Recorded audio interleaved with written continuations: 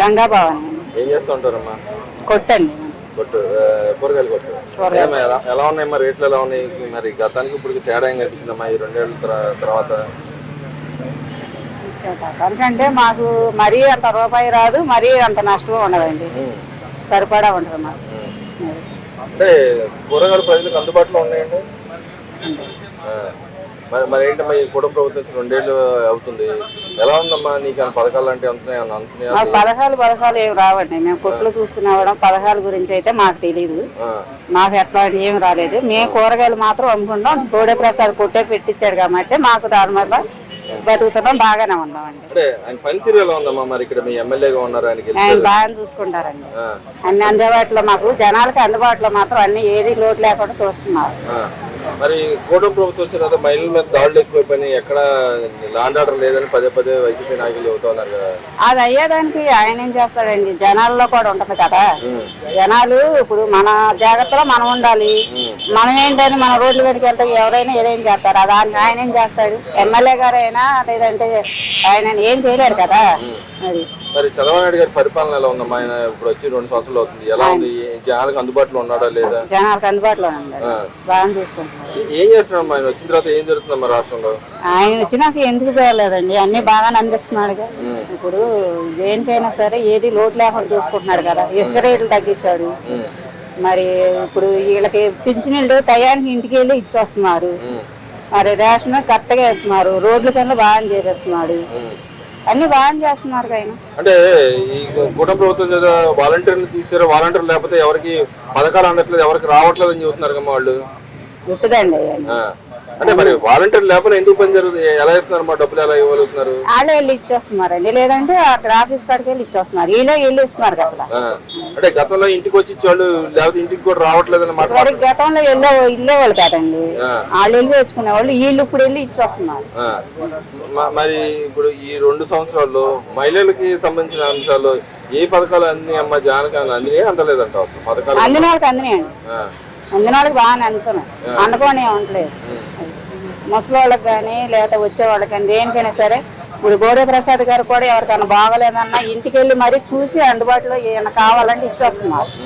అంటే ఇప్పుడు మీకు పథకాలు రావట్లేదు, కనీసం బస్సు సంబంధించిన బస్సు ఫ్రీగా ఉంది కదండి, బస్సు ఫ్రీయే లేడీస్ కి. దానివల్ల ఉపయోగం ఏందమ్మా? ఎక్కడికి వెళ్ళినా ఇప్పుడు డబ్బులు లేని వాళ్ళు ఉంటారు, వాళ్ళకి మరి ఎక్కడికైనా వెళ్ళాలి, ఇబ్బంది అయిద్దిగా. వాళ్ళు వెళ్తారు కదా బస్సులో. అది ఇప్పుడు మాకంటే ఏదైనా రూపాయి ఉంటుంది, శాంతం లేని వాళ్ళు మనకంటే దిగజారిన వాళ్ళు ఉంటారు, వాళ్ళకి ఉపయోగమే. అంటే మీరు కూరగాయలు ఎక్కడికో మార్కెట్కి వెళ్ళి తెచ్చుకోవాలి, లేకపోతే రైతుల దగ్గర నుంచి తెచ్చుకోవాల్సి ఉంటుంది. ఇప్పుడు బస్సులో ఇలా ఉపయోగపడుతుందమ్మా? మీకు ఉపయోగపడుతుందా? అంటే కూరగాయలకి వెళ్తాం అంటే దానికి సరుకు వేసుకొచ్చుకోవాలి కాబట్టి ఆటోలు మాట్లాడుకుంటారు. మామూలుగా వెళ్తాం అయితే వెళ్ళిపోవచ్చు. అంటే కొంతమంది విడిగా కూడా తెచ్చుకున్నాం, వాళ్ళు బస్సులో తెచ్చేసుకోవచ్చు, ఏమన్నా అవకాశం ఉందంటావు, ఫ్రీగానే వెళ్తున్నారంటావు. మరి ఇప్పుడు చూస్తే ఈ 2 సంవత్సరాలు అసలు ఏం జరిగిందమ్మా? అసలు జనాల మధ్యలో ఉన్నారా నాయకులు, లేకపోతే షికారులు తిరుగుతున్నారా? జనాల మధ్యలోనే ఉన్నారు. ఏం చేస్తామా? జనాల మధ్యలో ఉండి ఏం చేస్తాడు ఆయన? జనాల మధ్యలో ఉండి అన్ని చూసుకుంటానే ఉంటున్నారు కదండి, ఇంకేం చేయాలి? వస్తున్నారు, ఏం కావాలని చూసుకుంటున్నారు, ఇంకేం చేయాలి వాళ్ళు? అందుకైతే వాళ్ళు లేవుగా. అంటే మరి వైసీపీ నాయకులు అసలు ఎక్కడ పథకాలు ఎవరికి అందట్లేదు, అసలు ప్రజలు బతకలేకుండా ఉన్నారు ఈ రాష్ట్రంలో అని చెప్పి మాట్లాడుతూ ఉన్నారు కదా. అవన్నీ ఉట్టిదండి, కావాలని ఏదో బురద జల్లుతూ ఉంటారు జనాలు. ఇప్పుడు ఒకళ్ళు బతుకుతున్నారంటే వాళ్ళ మీద ఏదో ఒకటి జల్లాలిగా, అంతే. ఏమి రాదు వాళ్ళకే కాదు, సంతోషం అంతే. ఇప్పుడు ప్రజల పక్షం పోరాడుతూ ఉంటారు, ఎవరైనా నాయకులైనా ప్రజల కోసం పోరాడుతూ ఉంటారు, నెక్స్ట్ ఎలక్షన్ కోసం ప్రయత్నం చేస్తారు. మరి వీళ్ళు ఏ పోరాటం చేస్తారు, ఎవరి కోసం చేస్తున్నారు అంటారు? అసలు ఎవరి కోసం అంటే ఎందుకు చేయట్లేదండి? ఇప్పుడు చేసేవన్నీ కనపడతానే ఉంటున్నాయి, ఇంకా చేయలేదంటే ఏం చేస్తారు చెప్పండి? అంటే వాళ్ళు ఆ మాటలు ఎందుకు మాట్లాడుతున్నారంటారు? వాళ్ళకి అధికారం వస్తుందనా, లేకపోతే మోసం చేయొచ్చారా, లేకపోతే అంతే మరి జనాలు మోసం చేయొచ్చనే అట్లా అంటే కొంచెం పేరు మప్పు ఇది అవుతుంది అని చెప్పేసి అలా చెప్తున్నారు. అంటే వాళ్ళు చెప్పిన మాట నిజంగా నమ్ముతారమ్మా? మీరు నమ్ముతారా? కొంతమంది నమ్ముతారు, కొంతమంది నమ్మరండి. మేమైతే నమ్ము. ఎందుకనమ్మా? మేము కళ్ళతో చూస్తున్నాం కాబట్టి నమ్ము. బోడే ప్రసాద్ గారి లేకపోతే మామూలుగా ఈయన చంద్రబాబు నాయుడు కానీ వీళ్ళంతా మాకు చేస్తున్నారు కాబట్టి మేము నమ్ము చూస్తున్నాం. నిన్న కాక మొన్న అయితే గవర్నమెంట్ పాఠశాల విద్యార్థులు కూడా ఎక్కువ మార్కులు చూపించినట్టుగా వాళ్ళు ప్రచారం చేస్తున్నారు. దాదాపు 590, 580 ఆ పైన ప్రాంతాల్లో వచ్చినాయి. గతంలో ఏంటంటే లేని విధంగా వచ్చిందని గవర్నమెంట్ చెప్తుంది. నిజంగానే ఆ విధంగా వచ్చినాయేమో మార్క్స్ వచ్చినాయి అంటారా? అవి మాకు తెలియదండి, మేము ఇప్పటి వరకే చూస్తాం కాబట్టి ఇవే అంటే కాదు. పిల్లలు ఇప్పుడు వాళ్ళని కూడా ఊరేగిస్తున్నారు కదా, గవర్నమెంట్ కాలేజీలో స్కూల్లో జాయిన్ అవ్వండి, మేము ఫెసిలిటీస్ ఇస్తాం, టీచర్లు కూడా ఉన్నారని చెబుతా ఉంది కదా. మామూలుగా అయితే ప్రైవేట్ కాలేజీలో అనౌన్స్ చేసి పేపర్ యాడ్ ఇస్తూ ఉంటారు. సరే గవర్నమెంట్ ప్రచారం చేస్తూ ఉంది కదా, దానివల్ల ఉపయోగం ఏంటంటావు? అంటే మామూలుగా ఇక్కడ మనం చూసుకుంటే ఇస్తున్నారు కదా, పథకం ఇస్తారు, అమ్మఒడి అలాంటివి ఇస్తున్నారు కదా. అవి వస్తున్నాయి, ఏ స్కూల్లో చదువుకున్నా వస్తున్నాయి కదా. ఇప్పుడు ఒక గవర్నమెంట్ స్కూల్ కాదు, మామూలుగా ఏ స్కూల్లో చదువుకున్న వాళ్ళకైనా పిల్లలకి వస్తున్నాయి. ఇక అవి రాకుండా ఏమంటలా. అంటే అలాంటి పథకాల వల్ల ఇలా పిల్లలు ఎదుగుదల ఉంటది అంటారా? ఉంటది కదా. ఇప్పుడు తల్లిదండ్రులు కొంతమంది చదివించుకోలేని వాళ్ళు ఉంటారు, వాళ్ళకి ఉపయోగపడతాయిగా. వాళ్ళకి ఉపయోగపడతాయి. స్కూల్లో మళ్ళీ భోజనాలు పిల్లలకి అయ్యే పెడుతున్నారు. అవన్నీ మరి లేని వాళ్ళకి అవి దేనికో దానికి వస్తాయిగా. కొంతమంది డబ్బు ఉండే వాళ్ళకి కాదు, డబ్బు లేని వాళ్ళకి, మా లాంటి వాళ్ళకి దేనికో దానికి ఉపయోగపడతాయి. అంటే మరి గవర్నమెంట్ స్కూళ్ళు కానీ ఇలాంటి డెవలప్మెంట్ చేస్తే మీలాంటి ఉపయోగపడుతుందమ్మా?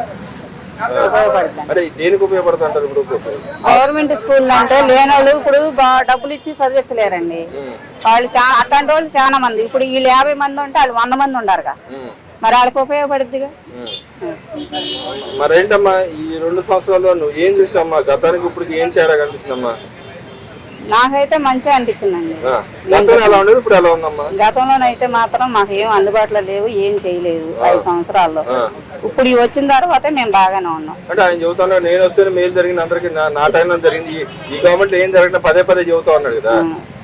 ఎవరు చెప్పుకుని వాళ్ళు చెప్పుకుంటారు కదండి. అంటే ఆ విధంగా చెబితే నమ్మేస్తారో లేకపోతే ప్రజలు రియాలిటీ ఉంటుంది? కొంతమంది నమ్ముతారండి, కొంతమంది నమ్మరు. తెలిసిన వాళ్ళు నమ్మరు, తెలని వాళ్ళు నమ్ముతారు. మరి ఈ రెండేళ్ళు పరిపాలన చూసి గతానికి 5 ఏళ్ళకి ఎలా చూస్తారమ్మా? ఓవరాల్ గా ఎలా చూడొచ్చు అంటారు? ప్రజలకు అందుబాటులో ఉంటా సంక్షేమ పథకాలు ఇస్తున్నారా లేకపోతే ఓన్లీ పథకాలు ఇచ్చేసి వదిలేస్తున్నారా జనాలు? లేదండి, మనుషులను కలుస్తున్నారు. ఈ ఎమ్మెల్యే గారు బోడే ప్రసాద్ గారు అయితే కొట్టులు మామూలుగా అందరి దగ్గరికి వెళ్ళి ఎట్లా ఉంది ఏంటి అని అది కూడా కట్టుకుంటున్నాం.